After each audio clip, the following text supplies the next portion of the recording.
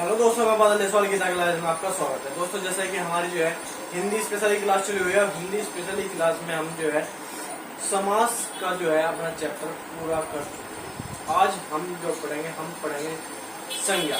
तो संज्ञा को हम देखेंगे। संज्ञा में हम सबसे पहले हम क्या देखेंगे? शब्द। तो वर्णों के देखो, वर्णों का जो समूह होता है उसे जो है हम शब्द कहते हैं।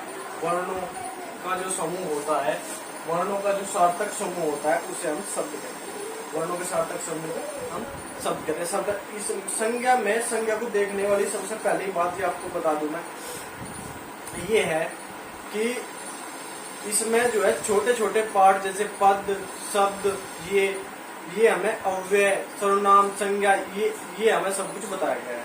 तो हम सबसे पहले देखेंगे कि कैसे हमें नोट करना है। इसमें शब्द वर्णों का सार्थक समूह है। शब्द जो है वर्णों का सार्थक समूह हमको जो है हम शब्द कहते हैं। तो उसके बाद जब देखो, जब वाक्य में परिवर्तित होता है, शब्द का जब हम वाक्य बना देते हैं, शब्दों का जब मिला के हम वाक्य बना देते हैं, उसे कहते हैं हम पद। उसे कहते हैं हम पद कहते हैं। जैसे संज्ञा, सर्वनाम, विशेषण, क्रिया, अव्यय आदि। तो पद जो है इनके प्रयोग के आधार पर, पदों के प्रयोग के आधार पर हमेशा दो भागों में बांटते हैं। इसे हम दो भागों में बांटते हैं। क्या है? विकारी और अविकारी शब्द। विकारी शब्द भी होते हैं जिसमें लिंग वचन का क्रिया की वजह से, लिंग वचन या क्रिया की वजह से जो है उनमें परिवर्तन हो जाता है, उनमें परिवर्तन आ जाता है। और अविकारी शब्द भी होते हैं, अविकारी या अव्यय। अविकारी हम शब्द भी होते हैं जिनमें लिंग वचन के कारण कोई भी परिवर्तन नहीं होता। लिंग वचन के कारण कोई भी परिवर्तन हमारा नहीं होता। लिंग वचन कारक के कारण ऐसे पद प्रयोग के आधार पर विकारी और अविकारी लिंग वचन अथवा कारक में कोई परिवर्तन करने पर इन पदों में परिवर्तन हो जाता है। ये तो है विकारी हमारे, जैसे संज्ञा, सर्वनाम, विशेषण, क्रिया। ठीक है। अविकारी शब्द हमारे कौन से होते हैं? अविकारी शब्द हमारे होते हैं अव्यय। अव्यय को आपको ध्यान रखना हो, अव्यय में लिंग वचन या कारक के कारण कोई भी परिवर्तन नहीं होता। उसका जो एक ही उदाहरण है अव्यय। ठीक है। और आगे हम देखेंगे कि हमें क्या देखना? संज्ञा। इसके बाद हम देखेंगे कि संज्ञा। एक बार आप नोट करो। नोट कैसे करेंगे? शब्दों का शब्द जो है वर्णों का सार्थक समूह है। इसमें मैं छोटी छोटी बात आपको नोट करा रहा हूँ। शब्द जब वाक्य में परिवर्तित होते हैं तो सब पद कहते हैं, जैसे संज्ञा, सर्वनाम, विशेषण, क्रिया, अव्यय आदि। पद प्रयोग के आधार पर विकारी और अविकारी दो प्रकार के होते हैं। लिंग वचन अथवा कारक में परिवर्तन करने पर इन पदों में भी परिवर्तन या विकार उत्पन्न हो जाता है।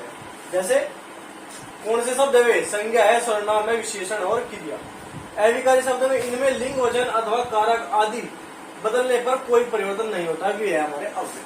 तो ऐसे एक बार इसे नोट करो। उसके बाद हम देखेंगे संज्ञा के कितने भेद है, क्या कौन कौन से है और किस प्रकार हम संज्ञा के भेद को पहचान सकते हैं। कौन कौन से शब्द किस संज्ञा में हमारे आते हैं। तो आगे हम इसे देखेंगे। इसे आप पहले एक बार नोट करो।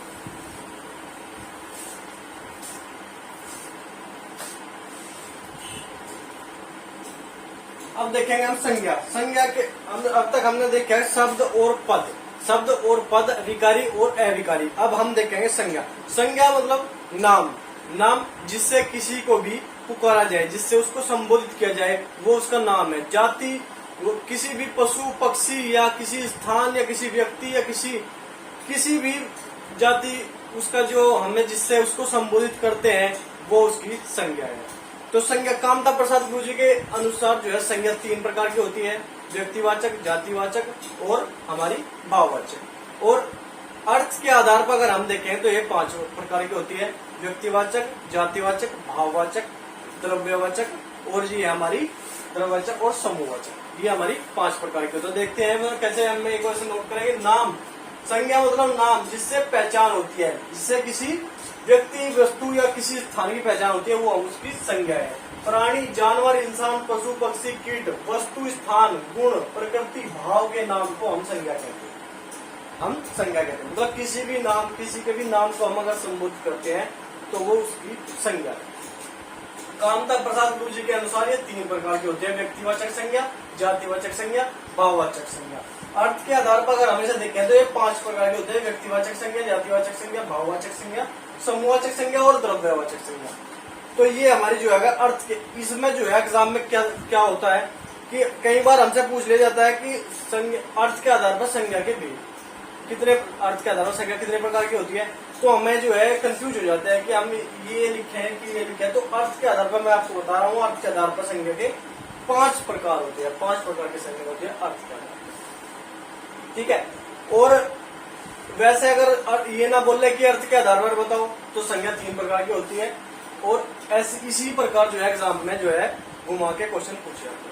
तो आप इसे नोट करो, और ठीक है आज के लिए इतना ही। कल हम जब नेक्स्ट क्लास में देखेंगे, ये देखेंगे कि व्यक्तिवाचक संज्ञा क्या है, भाववाचक संज्ञा क्या है, जातिवाचक, समूहवाचक, द्रव्यवाचक संज्ञा क्या क्या है, तो इनके बारे में हम कल डिटेल में पढ़ेंगे। वीडियो अच्छी लगे तो लाइक करो, चैनल को सब्सक्राइब करो, और दोस्तों और अपने रिश्तेदारों रिलेटेड को जिससे भी आप जोड़ सको, हाथ जोड़कर रिक्वेस्ट है कि चैनल को जोड़ने की कोशिश करो। तो ठीक है आज के इतने ही, धन्यवाद, जय हिंद।